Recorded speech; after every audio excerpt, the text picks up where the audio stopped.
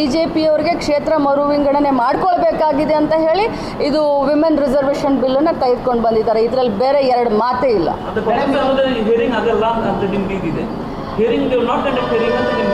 ನೋಡಿ, ನೀವೀಗ ಒಂದು ಹೈಪೋಥೆಟಿಕಲ್ ಅಲ್ಲ, ಎಷ್ಟು ಉದಾಹರಣೆಗಳನ್ನ ಹೇಳಿ ನಾನು ನಿಮಗೆ.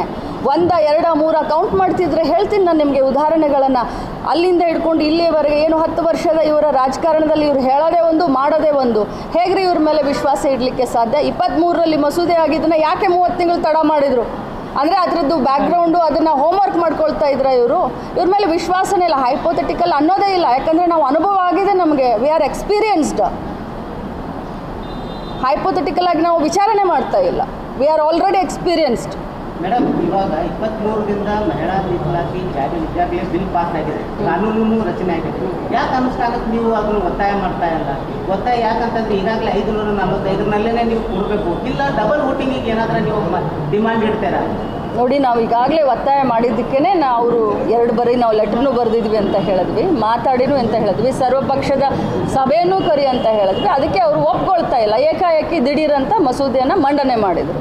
ಈಗ ಬಿಜೆಪಿಯವರು ಮನಸ್ಸಿಗೆ ಬಂದಂಗೆ ಮಾಡ್ತಾರೆ ಕ್ಷೇತ್ರ ಪುನರ್ವಿಂಗಡಣೆ ಬಗ್ಗೆ ಅವರು ಮನಸ್ಸಿಗೆ ಬಂದಂಗೆ ಮಾಡ್ತಾರೆ ಅನ್ನುವಂಥ ಸುಳ್ಳು ನಿಮ್ಗೆ ಏನಾದರೂ ಸಿಕ್ಕಿತ್ತಾ? ಮಾಹಿತಿ ಏನಾದರೂ ಸಿಕ್ಕಿತ್ತಾ? ಅವ್ರ ಕಾಯಕನೇ ಅದು, ಮಾಹಿತಿ ಸುಳಿವು ಅಲ್ಲ. ನಾವು ಕಳೆದ 10 ವರ್ಷದಿಂದ ಅವ್ರು ನೋಡ್ತಾ ಇದ್ದೀವಿ. ಅವ್ರು ಇಲೆಕ್ಷನ್ನ ಗೆಲ್ಲಬೇಕು ಅಷ್ಟೇ ಅವ್ರ ಕಾಯಕ. ಅದು ಏನು ಮಾಡ್ತಾರೆ, ಅದು ಯಾವ ರೀತಿ ಮಾಡ್ತಾರೆ, ಹೆದರಿಸ್ತಾರ, ಬೆದರಿಸ್ತಾರ, ಇನ್ಕಮ್ ಟ್ಯಾಕ್ಸ್ ಕಳಿಸ್ತಾರ, ಇಡಿ ಕಳಿಸ್ತಾರ, ಇನ್ನೊಂದು ಮಾಡ್ತಾರ. ಈಗ ಅದೆಲ್ಲ ಮಾಡಿ ಮುಗಿಸಿದ್ರು ಯಾವ್ಯಾವ್ರನ್ನ ಯೂಸ್ ಮಾಡ್ತಾರೆ. ಅವರ ಕಾಂಗ್ರೆಸ್ನಲ್ಲಿದ್ದಾಗ ಅವ್ರು ಭಾಳ ಕೆಟ್ಟವರಾಗಿರ್ತಾರೆ, ಅವ್ರು ಭಾಳ ಲಂಚಕೋರರಾಗಿರ್ತಾರೆ, ಅವ್ರ ಹೆಸರು ತುಂಬ ಕೆಟ್ಟಿರುತ್ತೆ. ಅವ್ರು ಬಿ ಜೆ ಪಿಗೆ ಹೋದ ತಕ್ಷಣ ಬಿ ಜೆ ಪಿ ವಾಷಿಂಗ್ ಮಷಿನ್ನಲ್ಲಿ ಅವ್ರು ಕ್ಲೀನ್ ಆಗ್ತಾರೆ.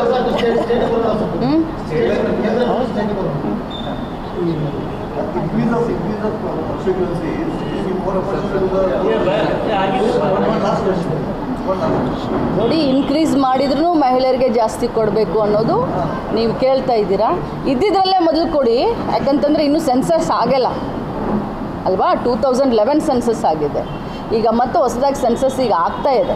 ಸೆನ್ಸಸ್ ಆದಮೇಲೆ ಅದರ ಬಗ್ಗೆ ಸರ್ವ ಪಕ್ಷಗಳ ಸಭೆಯನ್ನು ಕರೆದು ಚರ್ಚೆ ಮಾಡಿ ಸರ್ವಾನುಮತದಿಂದ, ಯಾಕಂದರೆ ಇದು ಮಹಿಳೆ ಇಂಡಿವಿಜುವಲ್ ಅಲ್ಲ, ಮಹಿಳೆ ಕಾಂಗ್ರೆಸ್ಸು, ಮಹಿಳೆ ಬಿ ಜೆ ಪಿ, ಮಹಿಳೆ ಸಮಾಜವಾದಿ ಅಲ್ಲ. ಇದು ಮಹಿಳೆಗೆ ಯಾವ ಜಾತಿಯೂ ಇಲ್ಲ, ಯಾವ ಪಕ್ಷನೂ ಇಲ್ಲ, ಮಹಿಳೆ ಅಂತ ಒಂದು ಬರುತ್ತೆ. ಇದು ನಾರಿ ವಂದನ ನಮಗೆ ಬೇಕಾಗಿಲ್ಲ, ನಮಗೆ ನಮಸ್ಕಾರಗಳು ಬೇಕಾಗಿಲ್ಲ, ನಮಗೆ ಅವಕಾಶಗಳು ಬೇಕು. ಸುಮ್ಮನೆ ವಂದನ ಅಂತ ಹೆಸರಿಗೆ ನಾಮಕೆ ವಾಸ್ತೆ ಬೇಡ. ಕೆಲವೊಂದು ಸ್ಟೇಟ್ನಾಗ ಮ್ಯಾಪಿಂಗ್ ವೋಟರ್ ಮ್ಯಾಪಿಂಗ್ ನಡೀತಾ ಇದೆ ಮೇಡಮ್. ಈಗ ಭಾಳಷ್ಟು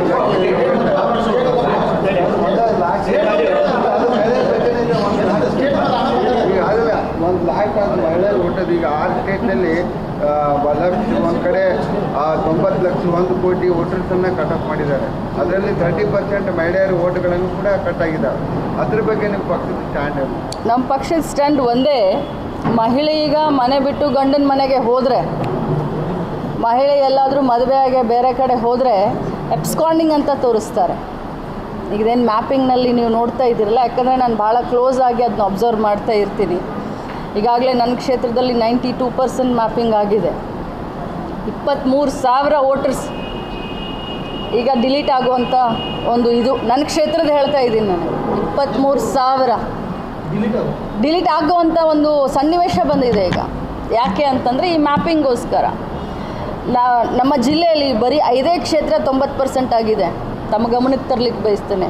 ಫಸ್ಟು ಕನ್ಮಡಿ, ಸೆಕೆಂಡು ಬೆಳಗಾವಿ ಗ್ರಾಮೀಣ, 3ರ್ಡು ಬೈಲಹೊಂಗಲ ಇದೆ, 4ತು ಎಕ್ಸಂಬ ಇದೆ, ಇನ್ನೊಂದು ನಿಪ್ಪಾಣಿನೂ ಹುಕ್ಕೇರಿ ಇದೆ.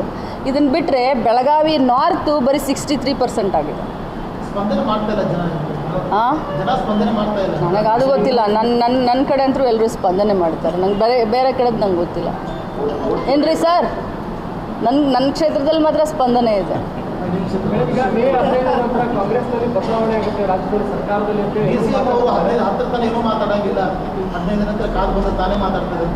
ಮತ್ತೆ DCM ಅವರೇ 10ರ ಮಟ್ಟ ಮಾತಾಡೋದಿಲ್ಲ ಅಂತ ಹೇಳಿ ನನಗೆ ಗೊತ್ತಿಲ್ಲ. ನನಗೆ ಅದ್ರ ಗೊತ್ತಿಲ್ಲ. ಏನು ನಾನು ನಿನ್ನ ಕಾಲನೇ ಉತ್ತರ ಕೊಡಬೇಕು. ಅದ್ರ ಬಗ್ಗೆನೂ ನನಗೆ ಗೊತ್ತಿಲ್ಲ. ಯಾವ ಮುಹೂರ್ತ ನೋಡಿ, ಒಂದು ಮಾತು ಹೇಳ್ತೀನಿ, ವೆರಿ ಫ್ರ್ಯಾಂಕ್ ವಿತ್ ಯು. ಒಂದು ಮಾತು ಹೇಳ್ತೀನಿ, ದಯಮಾಡಿ. ನಾನು ಒಬ್ಬ ಸಿದ್ದರಾಮಯ್ಯ ಸಾಹೇಬರ ಒಂದು ಕ್ಯಾಬಿನೆಟ್ನಲ್ಲಿ ಮಂತ್ರಿ, ಪಕ್ಷದ ಚೌಕಟ್ಟಿನಲ್ಲಿ ಇರೋ ಅಂಥವ್ರು. ತಾವು ನನ್ನನ್ನು ಈಗಿಂದಲ್ಲ 26-27 ವರ್ಷದಿಂದ ತಮಗೆಲ್ಲರಿಗೂ ನಾನು ಪರಿಚಯ ಇದ್ದೀನಿ. ಯಾವತ್ತೂ ಕೂಡ ಪಕ್ಷದ ಚೌಕಟ್ಟಿನಲ್ಲೇ ನಾನು ಉತ್ತರಗಳನ್ನು ಕೊಡ್ತೀನಿ. ಇವತ್ತು ಕೂಡ ನಾನು ಅದನ್ನೇ ಹೇಳ್ತೀನಿ. ನಾಯಕತ್ವ ಬದಲಾವಣೆ ಆಗಿರ್ಬೋದು, ಮುಹೂರ್ತ ಫಿಕ್ಸ್ ಮಾಡಿರೋದಾಗಿರ್ಬೋದು, ಇದು ಯಾವುದೂ ಕೂಡ ನನಗೆ ಗೊತ್ತಿಲ್ಲ.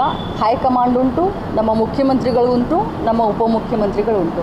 ಪಕ್ಷ ಕೊಟ್ಟಿರುವಂಥ ಕೆಲಸ, ಸರ್ಕಾರ ವಹಿಸಿರುವಂಥ ಕೆಲಸ ನಾನು ಬಹಳಷ್ಟು ಶ್ರದ್ಧೆ ಭಕ್ತಿಯಿಂದ ಮಾಡ್ತಾಯಿದ್ದೀನಿ. ಇದ್ರ ಹೊರತು ನನಗೇನೂ ಗೊತ್ತಿಲ್ಲ. ಪುನರಚನೆ ಏನಾದರೂ ಬೆಳಗಾವಿಯಲ್ಲಿ ಇನ್ನೂ ಸಚಿವ ಸ್ಥಾನ ಸಿಗುತ್ತಾ ಅಂತ 5 ಜನ ಶಾಸಕರಿದ್ದಾರೆ, 4 ಲಿಂಗಾಯತರಿದ್ದಾರೆ. ಬೆಳಗಾವಿಯಲ್ಲಿ ಕೇಳೋದೂ ಏನೂ ತಪ್ಪಿಲ್ಲ. ಈಗ ನೋಡಿ, ನನಗಿನ್ನ ಹಿರಿಯರು ಬೆಳಗಾವಿನಲ್ಲಿದ್ದಾರೆ. ಆದರೆ ನನಗೆ ಅವಕಾಶ ಒಬ್ಬ ಮಹಿಳೆಯಾಗಿ, ಯಾಕಂತಂದರೆ ಪಕ್ಷದಲ್ಲಿ ಇಷ್ಟು ವರ್ಷ ನಾನು ಪಕ್ಷದ ಒಂದು ಬ್ಲಾಕ್ ಅಧ್ಯಕ್ಷ ಆಗಿ, ಜಿಲ್ಲಾ ಅಧ್ಯಕ್ಷ ಆಗಿ, ರಾಜ್ಯದ ಅಧ್ಯಕ್ಷ ಆಗಿ ಪಕ್ಷ ಸಂಘಟನೆಯಲ್ಲಿರುವಂಥ ಅನುಭವ ಇರ್ಬೋದು, ಅಥವಾ ಮಹಿಳಾ ಒಂದು ಕೋಟ ಇರ್ಬೋದು, ಅಥವಾ ನಮ್ಮ ಜಾತಿ ಕೋಟ ಇರ್ಬೋದು, ಏನೇನೋ ಬಂದು ನನಗೆ ಅವಕಾಶ ಸಿಕ್ಕಿದೆ. ನಮ್ಮ ಜಿಲ್ಲೆಯಲ್ಲಿ ಭಾಳಷ್ಟು ಜನ ನನಗಿನ್ನ ಸೀನಿಯರ್ಸ್ ಇದ್ದಾರೆ, ಅನುಭವಸ್ಥರಿದ್ದಾರೆ.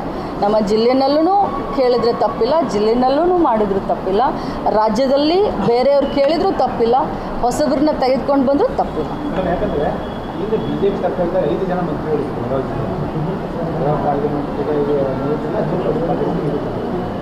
ಸೊ ಆ ಅಧಿಕಾರ ಹಂಚಿಕೆ ಆಗ್ತಾ ಇಲ್ಲ. ಅದು ಈಗ ಕಾಂಗ್ರೆಸ್ ಶಾಸಕರ ಅಸಮಾಧಾನ ನೋಡಿ, ಖಂಡಿತ ಆಗಬಹುದು. ಭಾಳ ದೊಡ್ಡ ಜಿಲ್ಲೆ ಇದೆ, 3 ಜಿಲ್ಲೆಗಳ ಸಮಾನವಾಗಿ ಬೆಳಗಾವಿ ಜಿಲ್ಲೆ ಇದೆ. ಅದು ನಂಬರ್ನೂ ಆಗ್ಬೋದು. ಯಾಕಂದರೆ BJPಯವರು ಇದ್ದಂಥ ಸಂದರ್ಭದಲ್ಲಿ 5 ಜನ ಮಂತ್ರಿಗಳಿದ್ರು, 13 ಜನ ಕ್ಯಾಬಿನೆಟ್ ದರ್ಜೆಯ ಚೇರ್ಮನ್ಗಳಿದ್ರು BJP ಸರ್ಕಾರನಲ್ಲಿ. 3 ಜನ ಅಲ್ಲ, 5 ಜನ. ಶ್ರೀಮಂತ್ ಪಾಟೀಲ್, ಶಶಿಕಲಾ ಜೊಲ್ಲೆ, ಆಮೇಲೆ ಯಾರು ಕತ್ತಿಯವರಿದ್ರು, ಲಕ್ಷ್ಮಣ್ ಸವದಿಯವರಿದ್ರು.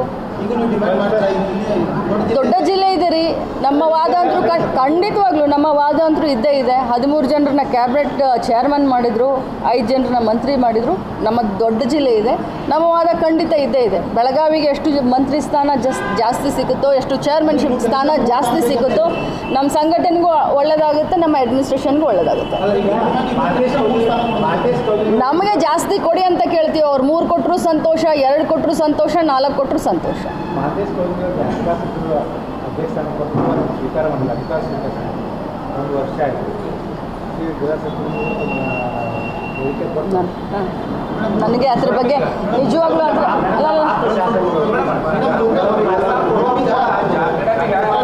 ಒಬ್ಬೊಬ್ರು ಕೇಳಿ ನಾನು ಕೂತಿದ್ದೀನಿ, ನಾನು ಎಲ್ಲರಿಗೂ ಉತ್ತರ ಕೊಡ್ತೀನಿ. ಲಕ್ಷ್ಮಣ್ ಸವದಿ ಅವರು ಬಿಜೆಪಿ ಕಾಂಗ್ರೆಸ್ ಬಂದಿದ್ರು, ಅವ್ರ ಜೊತೆಗೆ ಅವರು ಗೆಲ್ಬೇಕಾದ್ರೆ 2 ಕ್ಷೇತ್ರ ಗೆಲ್ಸಿದ್ರು. ಈ ಮತ್ತೆ ನೀವು ಕೂಡ ಹೆಚ್ಚಾಗಬೇಕಂತಿದ್ರೆ ಅವಕಾಶ ಸಿಗ್ಬೇಕಂತಿದ್ರಿ. ಲಕ್ಷ್ಮಣ್ ಸವದಿ ಮಂತ್ರಿ ಆಗ್ಬೇಕು.